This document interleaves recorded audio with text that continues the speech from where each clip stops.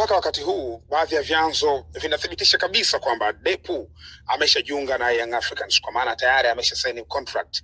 Lakini kwa taarifa ambazo mimi nilikuwa nazo ni kwamba hizi taarifa sishangae kuona zikispread, kwa sababu juma hili hapa ilikuwa ndo juma ambalo Jumatatu ilikuwa inazungumzwa kwamba kutoka kwenye vyanzo vya kuaminika kwamba klabu Young Africans na Depu wamefikia katika hatua nzuri za kuweza kukamilisha hiyo deal. So sasa hivi nikiambiwa deal imekamilika inakuwa sio story kubwa, na almost 2 days ago Depu hakuonekana kwenye kikosi cha Radomiak pardon cha huko Poland, klabu yake hiyo, kwenye session za mazoezi. Maana yake taa ya kijani ilikuwa inazidi kuwaka kuelekea usajili wa Depu.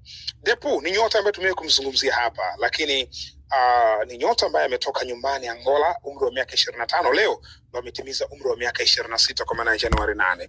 Lakini ni nyota ambaye alitoka kwao Academic Lobito, timu ya kwao kabisa huko mkoani Lobito, lakini akaenda Nacala, akatoka hapo akaenda Sagrada, na baadaye alipita Petro kidogo sana na akatimkia zake Ureno kule kwenye klabu ya Gil Vicente. Klabu ya Gil Vicente ni klabu ambayo kwa Ureno inachukua wachezaji sana kutoka Afrika. So baada ya kufika Gil Vicente mambo hayakwenda vizuri sana, akatoka hapo ndo akaenda Poland huko.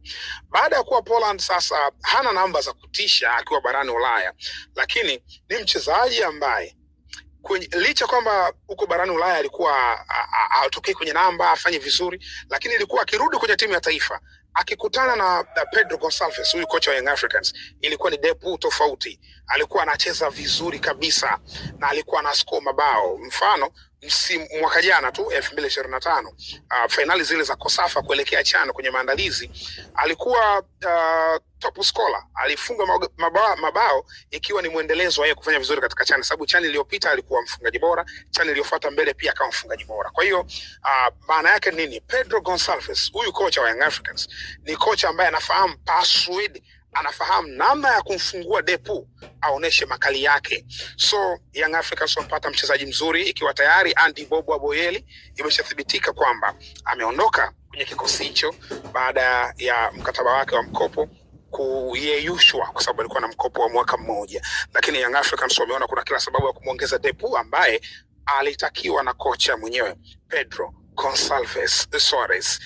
Wewe unaonaje kuhusu Depu? Unaona Young Africans, unamwona Depu anaingia katika dirisha dogo akifunga goli ngapi?